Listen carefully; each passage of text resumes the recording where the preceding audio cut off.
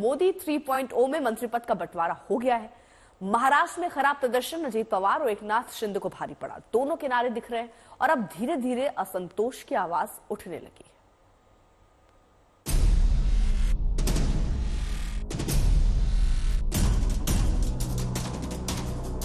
ये गठबंधन एक फेविकोल का जोड़ है, ये बिल्कुल टूटेगा नहीं।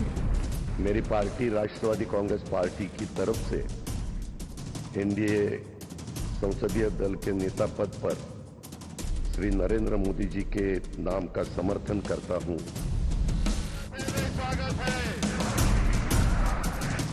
मोदी को नेता चुनने का मौका आया तो न्योता एकनाथ शिंदे को भी आया और अजीत पवार को भी।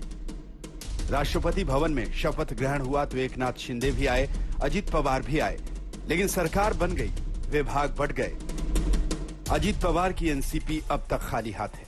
एकनाथ शिंदे वाली शिवसेना को एक स्वतंत्र प्रभार वाला राज्य मंत्री पद मिला है। एनसीपी के प्रफुल्ल पटेल कह रहे हैं राज्य मंत्री का ऑफर था, ठुकरा दिया। कैबिनेट मंत्री पद पर एनसीपी अड़ी है और अजीत पवार को यह कहते हुए पर्दा डालना पड़ रहा है कि सब कुछ ठीक ठाक है। हमको राज्य मंत्री स्वतंत्र प्रभार के बारे में सूचना मिली, लेकिन मैं स्वयं भारत सरकार का कैबिनेट मंत्री पहले रह चुका हूं और इसलिए हमने उनको यही कहा कि भाई देखिए, ये आपने जो ऑफर दी है, हमें खुशी है कि आपने हमको एक सूचना भेजी, लेकिन मेरे लिए थोड़ा ये कठिन है कि हम ये पोस्ट को हम पूर्वी में मैं कैबिनेट मंत्री रहे कारण मैं नहीं स्वीकार कर सकता। दूसरी तरफ शिवसेना से भी असंतोष के बुलबुले उठ रहे हैं। उनकी बेचैनी समझ में आती है। सत्ता का फॉर्मूला साफ होता है, जिसकी जितनी संख्या बल उसकी उतनी हिस्सेदारी। एनसीपी के पास तो एक सांसद है, लेकिन शिंदे का मामला अलग है। चिराग पासवान की पार्टी के 5 सांसद तो खुद कैबिनेट मंत्री, जेडीएस के 2 सांसद तो कुमारस्वामी भी कैबिनेट मंत्री बने। जीतन राम मांझी अपनी पार्टी के अकेले सांसद फिर भी कैबिनेट मंत्री बने, लेकिन शिंदे की शिवसेना से 7 सांसद, तब भी सिर्फ 1 राज्य मंत्री का स्वतंत्र प्रभार।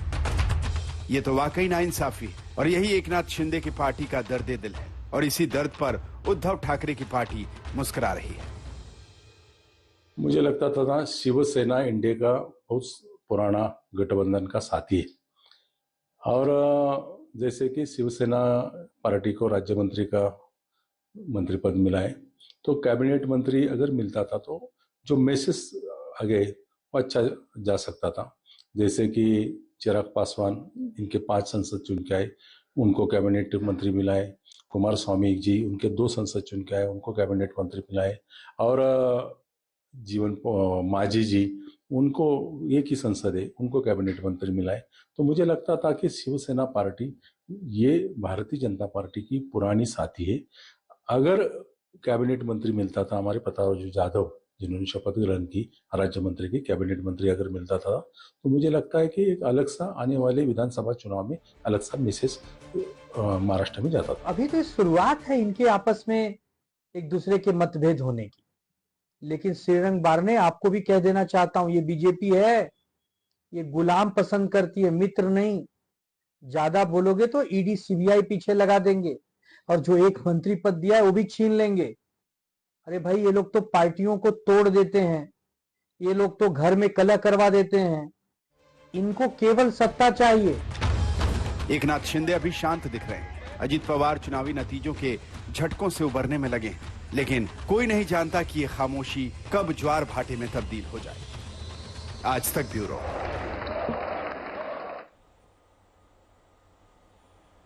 मेरे सहयोगी ऋतिक भालेकर इस वक्त जुड़ गए हैं तमाम जानकारी के साथ।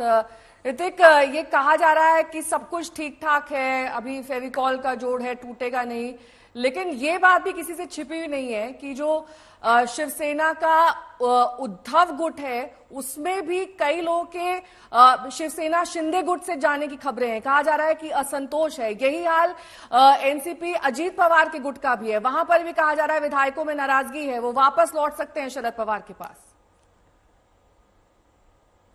जी बिल्कुल, देखिए इस तरह की खबरें कल से आना शुरू हो गई है, क्योंकि कल ही मुख्यमंत्री एकनाथ शिंदे ने अपने सभी सांसद और विधायकों की बैठक बुलाई थी और आने वाले विधानसभा चुनाव को लेकर अब क्या रणनीति होनी चाहिए इस बारे में बातचीत की गई। इस बातचीत के दौरान कई सारे विधायक कह रहे थे कि एनसीपी के कोटे से जो मंत्री बने हुए हैं या तो खुद जो राज्य के वित्त मंत्री है अजीत पवार, उनसे अगर कुछ काम करवाना है तो काफी दिक्कतें आती है, उनके काम होते नहीं है या तो उनको तवज्जो नहीं दिया जाता। इस तरह की शिकायत जो है शिंदे गुट की तरफ से जब वो पार्टी इकट्ठा थी, जब वो उद्धव ठाकरे के नेतृत्व में मुख्यमंत्री के तौर पर पार्टी में थे, उस समय से अजीत पवार को लेकर इस तरह से शिकायतें थी, लेकिन आज फिर एक बार इस तरह की शिकायतें आना। ठीक है ऋतिक, आप नजर बनाए रखिए, आगे भी आपसे अपडेट लेंगे।